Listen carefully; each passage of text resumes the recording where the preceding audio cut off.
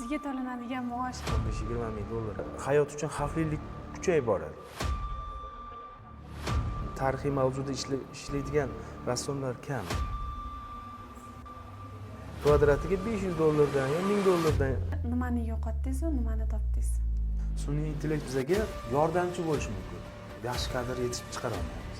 Kerak emas unaqa balandparvoz, safsata gaplar.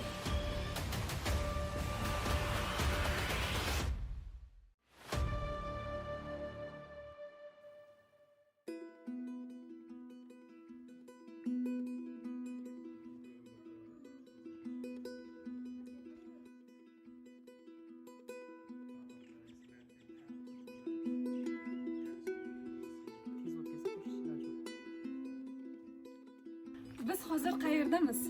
Bilasizmi? Postfaktum Chirchiqda. Yuring, men sizga ajoyib rasmlarni ko'rsataman. Biz hozir haqiqiy ustaxonaga keldik. Bu rassomlarga tegishli. Ko'rib turgan bu suratlaringiz chap tomonimdagi Ibragimov Xurshid rassomga, o'ng tomonimdagi Mirali Mahmudovga tegishli.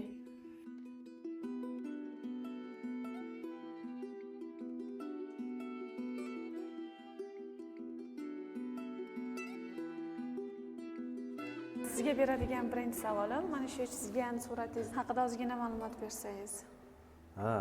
Bu Mirzo Ulug'bekka bag'ishlangan pano, devoriy rasm rospis deyiladi. Asosan biza mahobatli rang tasvirchi rassom bo'lganligim uchun binoni xususiyatidan kelib chiqib, nima faoliyatini yuritadi, o'shandan kelib chiqamizda. Bu madaniyat markazi bo'lganligi uchun biza shu allomalarimizdan yoki bo'lmasam ulug' siymolarimizdan bo'lgan devoriy rasmlar ishlashi lozim deb bildik. Sababi shu kelajak avlodga, yoshlarga milliy ruh oshirish, o'zini vatanni yaxshi ko'rish, tarixini bilish, hurmat qilish degan ma'noda Mirzo Ulug'bekka bag'ishlangan va uning ilmiy faoliyatiga bag'ishlangan observatoriyasi to'g'risidagi devoriy panoni kompozitsiyani ishladik birgalikda, do'stim bilan, Xurshid bilan birgalikda. Endi bu yerda ishlash jarayoni asosan 1,5 oy muddatda ishlandi. Bu asar devori o'ziga ishlandi, joyida ishlandi. Akril bo'yoqlaridan foydalangan holatda ishlandi.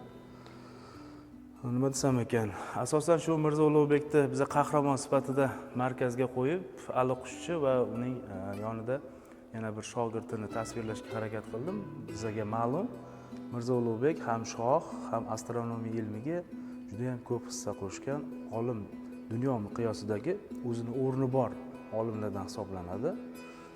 Shoh bo'la turib, shunchalik astronomiya bilan shug'ullanish va osmon jismlarini aniqlik bilan o'lchash, bunaqa tarixdan oladigan bo'lsangiz, shohlarda hayotida kuzatilmaydi. Bizda bor shunaqa ulug' siymo bor. O'shanga nisbatan hurmat, tariximizga nisbatan, u shaxsga nisbatan hurmat bizda yuqori bo'lganligi uchun mehrimiz tushgan shu shaxsga, shunga bag'ishlab mana shu panoni ishlashi joiz deb bildik. Juda chiroyli chiqqan ekan. Endi mana shu rasmga ketadigan bo'yoqlar haqida bersangiz, u bo'yoqlarda qayerdan buyurtma qildingiz? Narxi qancha bo'ladi? Bu bo'yoqlar asosan bizaga hozir O'zbekistonga Rossiyadan keladi. Rossiyaniki bor, sifatli bo'yoqlar hisoblanadi, akril bo'yoqlari. Keyin Xitoydan keladigan akril bo'yoqlari bor. O'sha bo'yoqlar yordamida ishlangan. Akril bo'yoqlari bu agar namlik bo'lmasa, umuman qanaqadir saqlanish yaxshi bo'lsa, turaveradi. Bino turguncha ham turaveradi. Agar qanaqadir bir holatlar bo'lib, yer qimirlashida natijasida yorilishlar mumkin, to'g'ri. U payt bunga hech kim javob bera olmaydi-ku. Avvalo u narsadan Xudoni o'zi asrasin. Bo'yoqlarimiz shu, asosan Rossiyaniki, Xitoyniki, yevropeyskiy bo'yoqlar ham bor, Italiyaniki, Fransiyalarniki bor. Bizani bozorimizga hali unchalik ham kirib kelmagan. Keling, endi hammaga qiziq bo'lgan savol, sizga to'lanadigan maosh haqida gapirsangiz. Bu o'zimizni dogovor bo'ladi, lekin davlat miqyosida o'zini tasdiqlangan ratsenka deymiz, o'zini baholari bor.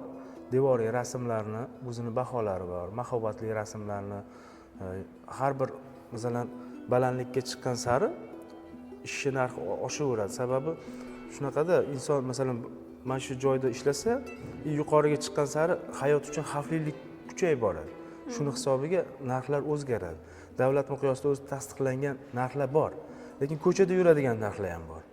Ko'chaning narxlari bor, undan ham past yuradigan narxlar bor. Bizning ishlarimiz asosan ijodiy, 100% ijodiy, ham jiddiy tarixiy asar bo'lganligi uchun tarixiy mavzuda ishlaydigan rassomlar kamda. Chunki tarixga murojaat qilish, uni ochib berish, har bir detallari, har bir narsalarni ochib berish qiyin. Uning uchun ko'p ma'lumotlar bilishingiz kerak, tarixni bilishingiz kerak, informatsiyalarni bilishingiz kerak. Bitta xatolik qilib qo'ysangiz, bitta yozuvda yo bitta joyda xatolik qilib qo'ysangiz, ertaga qanaqadir sal jiddiy xato yaxshi oqibatlarga olib kelmasligi mumkin. O'shaning uchun gonorarimiz bizlarni endi har xil. Qancha? Deylik joyiga qarab, ko'tarilishiga qarab, masalan deylik kvadratiga yoki bo'lmasam общий объемiga gaplashishimiz mumkin. Deylik kvadratiga $500 yo $1000 bo'lishi mumkin. Agar ratsenka bo'yicha yaxshilab hisoblab o'tirib eskizlari, ishlanadigan kartoni, har bir qoralamalarini hisoblab chiqsangiz, уже yaxshi narxga kelib chiqadi. Masalan deylik mana shu ishni o'zi где-то bir $15-20 ming dollarga aylanadi. Eng qiyin jihati nima bo'ldi mana shu suratni devorga tushirayotganda? Eng qiyin jihati menga shu Mirzo Ulug'bekning o'zini obrazini tasvirlash. Chunki u odamni salobati bo'ladi, u odamni mas'uliyati bo'ladi, u odamni o'xshatishingiz kerak. U odamni ko'rganda har qanday odam Mirzo Ulug'bek deganini birdan tushunish kerak edi. Eng qiyini shu bo'ldi. Qolgan detallari unchalik ham qiyin bo'lmadi. Masalan, observatoriyani ishlash, tepafonlar yoki bo'lmasam boshqa joylar ishlash unchalik ham murakkab emas, lekin shu imенно shu Mirzo Ulug'bekning obraziga kelganda ozgina odam sal qiynaldi.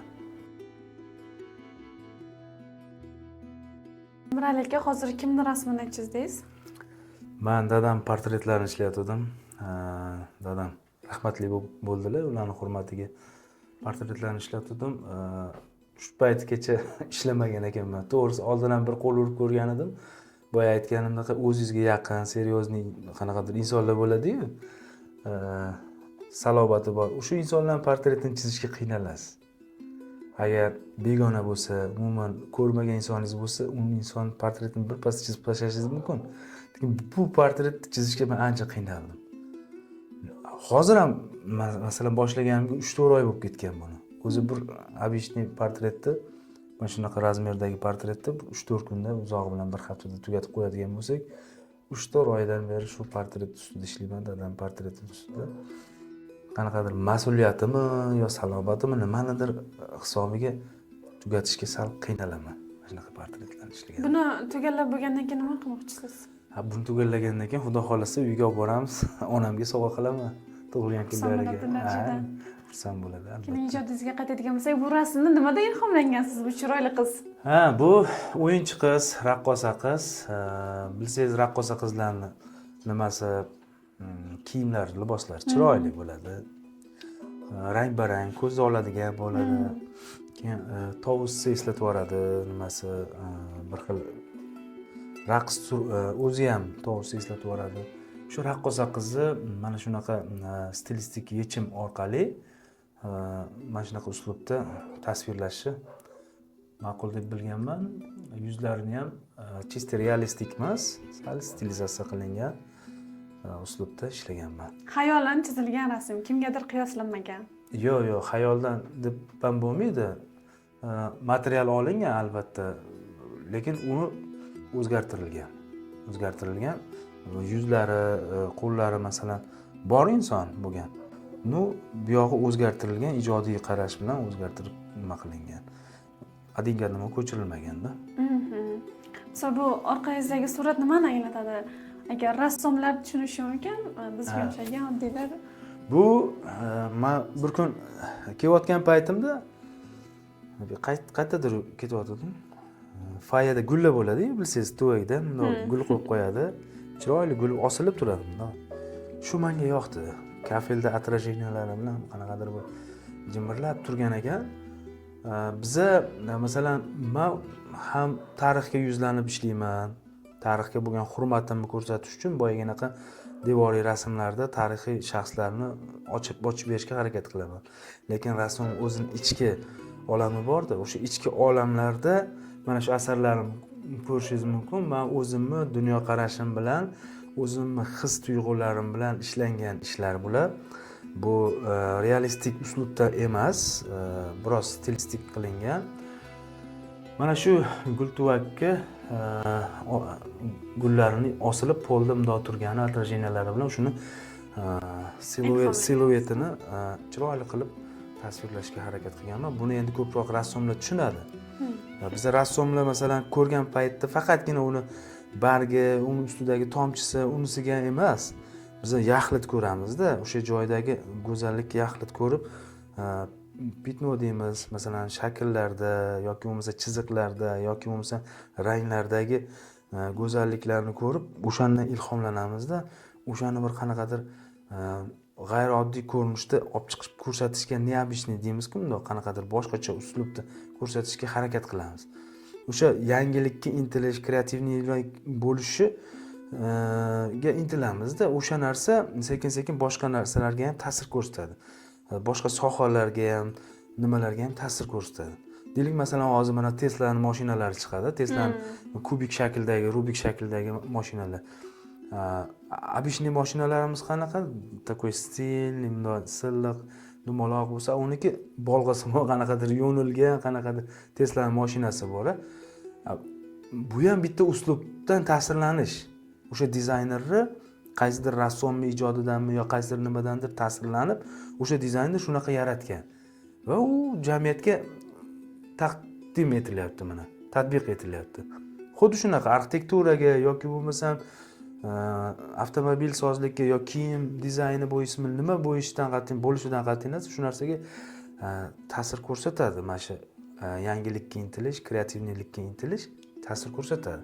Shuning uchun biz har doim yangicha uslublarda ishlashga harakat qilamiz. To'g'ri, mana bu portretlar, bular realistik uslubda ishlangan, bor narsani borligicha tasvirlab, qanaqa bo'lsa shunaqa o'xshatishga harakat qilingan. Bu yerda asosan mahorat gapiradi. Bu yoqda insonning mahorati emas, bu yoqda inson tasavvuri bilan ichki his tuyg'ulari ko'proq gapiradi-da. Shunisi bilan farqlanadi bir-biridan. Qarang, rassom mana shu rasmlaringizni ko'rib odam hayratda qoladi-da. Mana shu faoliyatingizgacha nimani yo'qotdingiz va nimani topdingiz? Nimani yo'qotdim? Men faoliyatim mobaynida bundoq qarasam, asosan ilm sohasiga kirib kelsangiz, san'at sohasiga kirib kelsangiz, o'zingizni ustingizda ko'p ishlarkansiz. Ko'p nima deydi, do'st yorlar bilan yoki bo'lmasam qarindosh urug'lar bilan bordi keldi qilishga imkoniyatlaringiz bo'lmay qolishi mumkin. Ana shu joylarda ozgina yo'qotish desa ham bo'ladi, lekin yo'qotib ularni ham butkul yo'qotmaganmiz. Yaxshi telefonlar bor, alo qilib gaplashib ko'rishib turamiz. Joy yo'qotdim ham deb hisoblamayman. Lekin topganlarim ko'p bo'ldi. Men shuni orqasidan, san'atning orqasidan dunyoni o'zimni angladim. Va shu anglash natijasida dunyoga o'zimni munosabatimni bildirmoqchiman. O'zimdan masalan shogirdlarimiz bor, farzandlarimiz bor. Ularga nisbatan shu o'zimni qarashlarim orqali masalan to'g'ri yo'l ko'rsatishga harakat qilishim mumkin. Lekin ko'proq topdim deb o'ylayman yo'qotganlarimdan ko'ra. Lekin boy yo'qotganlarim deb aytadigan bo'lsam, haqiqatan ham shu nima deysizlar, rahim deymiz, bordi keldi deymiz. O'shalarga sal vaqt ajratishga kamroq bo'lib qolar ekanda, chunki o'zingizda ko'p ishlashingiz kerak. Doim shunaqa bo'ladi. Sabrni qayerdan olasiz? Sabrni Alloh beradi. Sabrni hech kim o'zidan o'zi paydo bo'lmaydi. Sabrli bo'ling deydi-ku. O'sha bergan sizga bergan talantni sabrni ham bergan bo'ladi birgalikda. Hozirgi zamonaviy dunyoda sun'iy intellekt hamma sohani egallab oldi. Ko'rishimiz mumkin, yaqinda eshitdim, bitta robotni chizgan rasmi $1 million ga sotilgan. Sun'iy intellektga qanday qaraysiz? Sohangizga to'sqinlik qilishi mumkinmi? Endi sun'iy intellektga siz sun'iy intellekt mana bunaqa programma. Bitta masalan hamma olimlarni yoki hamma narsalarni ichiga joylanadi. Kim nima yozsa, o'sha informatsiyadan foydalangan holatda narsa yaratib beradi. Bizi ijodkor masalan doim yangi narsa tug'iladi. Sun'iy intellekt baribir o'z nomi bilan sun'iy intellekt. U masalan biza qo'lda yaratamiz, qo'lda ishlaymiz. Hozir foto, ilgari foto chiqqan bo'lsa, rassomlar birinchi chizgan, keyin foto paydo bo'lgan. To'g'rimi? Foto bilan rassomlarning ishi solishtirilgan. Foto yaxshimi, rassomlar ishi yaxshimi? Undoq degan.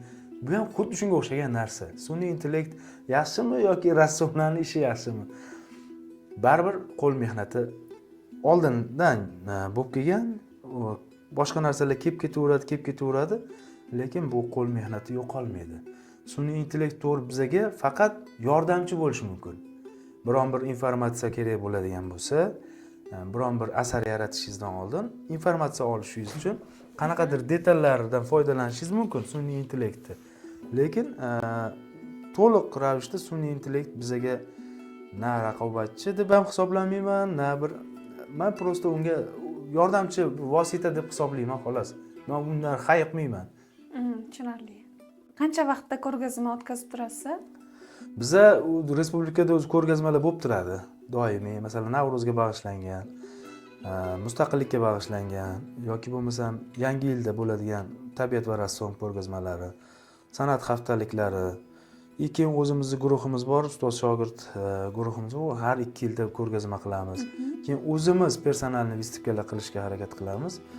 O'shalarga qatnashib turamiz. Aktivniy qatnashib turishga harakat ham qilamiz. Lekin oxirgi paytda sal qatnasha olmay qoldik, sababi mana bu buyurtmalar bo'lib qoldi. Shu buyurtma inson bittada qo'limiz masalan bu yoqqa borganimizga faktiski bu yoqqa vaqt ajrata olmay qolasiz. Shunday. Qaysidir ikkalasini ham balansda ushlab turish kerak-da, sababi buyurtma qilmasangiz ro'zg'oringiz yurmaydi. Doim ijod qilib yuraversangiz ham masalan ro'zg'oringiz yurmay qolishi mumkin. Shuning uchun ham oilani ro'zg'or yuritish kerak. Shu ijod orqasidan ham bu ijod faoliyatini ham tinmay to'xtatmasdan yangicha narsalar yaratish kerak-da. Daromad borasida gap ketganimizda, misol hamma oilada hammani boshidan o'tadi. Qiyinchilik, eng zo'rga chiqqan paytlar. Kasbingizni tashlab, misol Rossiyaga ketaman yoki chet elga ishlagani ketaman degan fikrlar bo'lganmi? Ochig'ini aytaman, menda umuman bo'lmagan shu narsa. Sababi to'g'ri, qiyinchilik payti bo'lgan, hamma davrda ham, hamma masalan ilgarigi davrda ham bo'lgan, hozir ham bo'ladi, undan keyin ham bo'ladi. Hammani boshida taqdirida bo'ladi. Chunki shunaqa davrdan o'tishi ham kerak inson deb o'ylayman-da. O'sha davr mana bu kelajakdagi bo'ladigan omadli davringizga zo'r fundament bo'ladi-da. O'sha davrda siz ko'p narsalarni anglab olasiz. O'zingizni kimligingizni anglab olasiz, do'styoringizni kimligini anglab olasiz, maqsadlaringizni aniqlashtirib olasiz, keraksiz narsalarni chiqarib tashlaysiz. O'sha davr kerakli davr deb hisoblayman. Men o'sha davrlarda bu sohani tanlab bekor qildimmikin deb turib ikkilanish bo'lmagan menda. Umuman unaqa narsa bo'lmagan. Sababi chunki men o'zim bilaman, menda nimadir qolish kerak. Bu dunyoga kelgandan keyin nimadir qolish kerak. Shu narsa shu san'atim orqali deb o'ylayman-da. Shu san'atim orqali ekanmi, bu o'zingizni sohangizni yaxshi ko'rib ishlayversangiz, ijod qilaversangiz, o'zingiz sohangizni zo'r mutaxassis bo'lsangiz, pulni o'zi kelib topadi sizni. Siz mana shu zo'r ishlaydi, mana shunga bor deydi-da hamma. Shunday. Shunga bor, shu qilib beradi senga deb turib, o'zi oxirgi paytlarda pul haqida masalan, to'g'ri pul uzilishi bir narsalar bo'ladi, lekin ko'ngilda qanaqadir xotirjamlik bor-da. Chunki rizq Allohdan deyiladi-ku. Umuman qanaqadir kutilmagan joyda tap etib berib, kutilmagan joyda rejalashtirgan joylarim umuman o'xshamaydi-da. Rejalashtirmagan joylarimdan kirib keladi-da ish. Shunaqa. Keling, o'shancha hayotiy faoliyatingizga qaraganda, oilanda o'rni baribir juda katta ahamiyatga ega-da. Otangiz sizda kumiringiz desa bo'ladi-da, chunki portretini yaratishga odam ko'nglingizda bo'lgan va hali ham tugala olmayapsiz. Chunki qanchalik tasvirlab bo'la olmaydigan darajada. Ota farzandni kelajakdagi hayotida muhim rol o'ynaydimi? Otani roli katta. Otani o'zini roli bor hayotda. Masalan, otang bor, orqangda suyanadigan tog'ing bor deydi-da. Avvalambor shu sohaga kirib kelishimga dadam o'zi turtki bergan. Sababi dadam she'r ham yozib turganda, o'zi ham ma'rif sohasida o'qituvchi bo'lib ishlagan. San man shu 6-sinflarda уже chizib yurganman, o'zim ahamiyat bermaganman-da. Shu ilm sohasidagi bo'lgan litseylarga kiray, mana shu soha bo'yicha ketay deganimda dadam aytganki, "Yo'q, o'g'lim, san shu narsaga qiziqasan, faqat o'zingga ahamiyat bermaysan. Sen shu yo'l bilan ketgan yaxshi bo'ladi" deb turibman. Keyin o'zim tushunib olishimga yordamchi bo'lganda, "To'g'ri aytibdi dadam" deb kirganman, shu soha shu ketganman-da. Otam to'g'ri, ular bilan ko'p suhbat qura olmaganman. Yonma-yon o'tirib fikrlarimiz bir-birimizga to'g'ri kelmay qolishi ham mumkin. Lekin qarama-qarshi ham bo'lib qolgan joylari bo'lgan. Lekin ich-ichingizdan baribir otangizga suyanasiz-da, ularni ich-ichingizdan zimdan kuzatasiz. Shu otam nima ish qilyapti, qanaqa yuryapti, qanaqa turyapti, qanaqa gap so'zi, insonlarga qanaqa munosabati, qanaqa yechim qilyapti, biron bir muammo bo'lgan joyda hammasini farzand otadan o'rganadi. Men masalan o'rganganman. O'zimni o'g'illarim ham hozir kuzataman, bir xil o'zimiz bilib bilmay tabiiy ravishda gap gapirishimiz mumkin, yo bir qanaqadir xatti-harakat qilishimiz mumkin. O'sha narsani o'g'limiz ko'chirayotganini sezib qolamiz-da. Mana shundan keyin otaga nisbatan o'g'il farzandlar ko'proq nima bo'lar ekanda? Ideal insoni bo'lar ekanda, ota uning ideal insoni bo'lar ekan. O'shaning uchun ham namuna bo'lishimiz kerak o'zimiz, ham otalarimizga nisbatan biza nima deydi, arziydigan farzand bo'lishimiz kerak. Ular kutgandaqa qanchalik bo'ldik bilmadik-ku, endi Xudo xolasa qo'ldan kelguncha ularni yuzini yorug' qilishga harakat qilyapmiz. Qarang, yana oxirgi savollarimdan biri. Bizda ilm-fan sohasida yoritiladigan mavzular, videoroliklar ko'p yoshlar tilida aytganda prosmotr yig'maydi. Qanaqadir ko'ngilochar mavzular bo'lsa, hamma trend qilib, o'sha narsani olib chiqilib, shunga havas qilgisi keladi. Yoshlar hozir dangasami yoki zamon? Yo'q, men o'ylashimcha borku, bu yerda sistemani to'g'irlash kerak. Sistema sal oqsagan. Sababi, qarang, oddiy bir maktab faoliyatidan qaraydigan bo'lsak, maktab faoliyatida oldingidan ko'ra yaxshilangan, ko'z tegmasin. Yana ham yaxshilashimiz kerak, dunyo qarashni boshqacha qilishimiz kerak. Dunyo juda ham tez rivojlanyapti-da.